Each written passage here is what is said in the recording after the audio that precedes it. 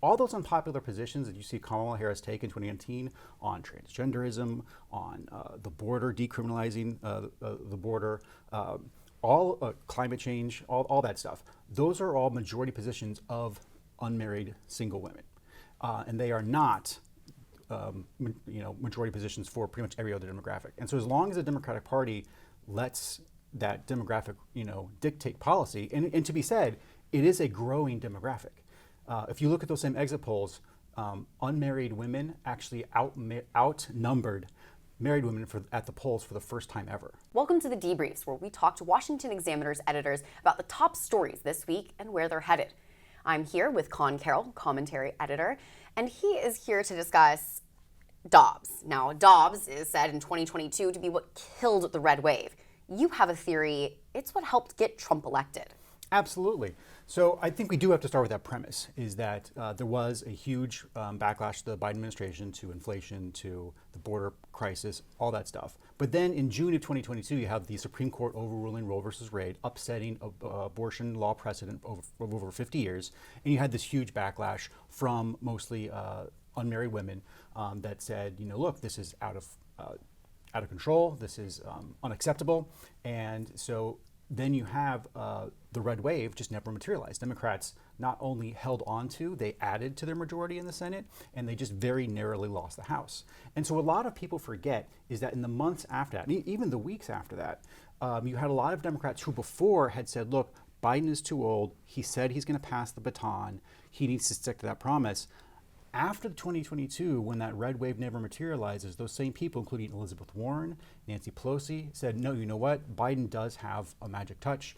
He single-handedly prevented this red wave. Therefore, we owe to him to pursue re-election. And that's what happened. They cleared the field. And then that sets up, of course, everyone rallying around Biden, the stories covering up his mental decline, his terrible debate performance, and then Kamala being thrust in there for the last bit. But the domino that sets it all off is the Dobbs decision. Amazing. And so now the coronation of Kamala has fallen through with her concession speech. So speaking of these unmarried women, the subsect of voters, we are getting returns, obviously, from the election and seeing how there's actually, they thought it was going to be the gender gap.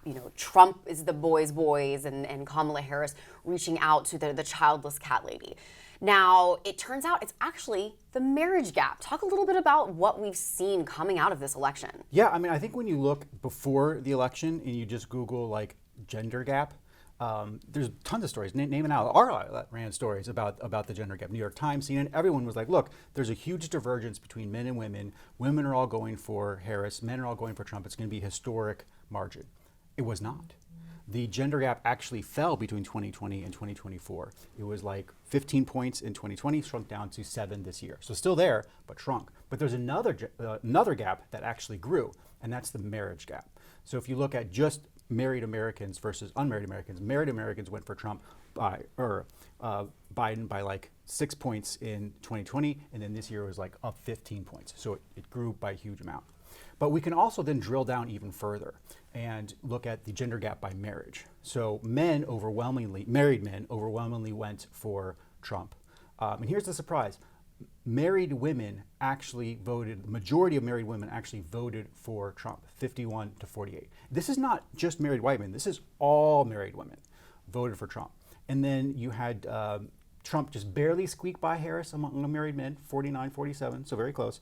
But then you have a huge gap with the unmarried one. You have 60% of unmarried women going for Harris versus only 40% or 35% that went for Trump.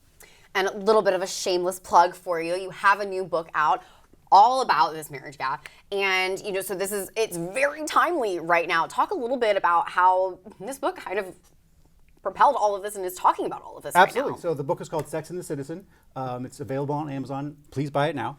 But yeah, so I was just reading an article by a columnist in the New York Times, Pamela Paul. And so she was, the point of the article was that Kamala Harris failed women because she focused on just abortion. And that's all true, I agree. But then she has this line in the piece where she says, women are more interested in just themselves. They also have, husbands and sons that they care about. And it's okay, not unmarried women.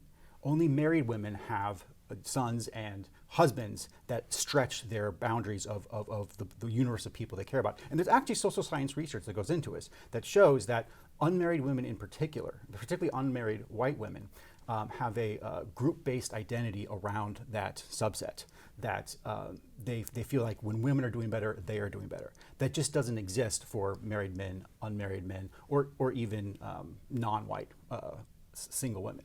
And so that really is a driving force in the Democratic Party that I point out in my book. All those unpopular positions that you see Kamala Harris take in 2019 on transgenderism, on the border, decriminalizing the border, all climate change, all that stuff. Those are all majority positions of unmarried single women. And they are not majority positions for pretty much every other demographic. And so as long as the Democratic Party lets that demographic, dictate policy, and to be said, it is a growing demographic. If you look at those same exit polls, unmarried women actually outnumbered married women at the polls for the first time ever. So as marriage declines, you have larger numbers of unmarried women. It's a fast-growing demographic, but they just have very different political views than everyone else. We may be looking back at this as a cultural election for sure. Absolutely. Yeah. Absolutely. Well, Conn Carroll, commentary editor for Washington Examiner, thank you so much for joining us. For more straight news, exclusive interviews, and conservative views, head to washingtonexaminer.com.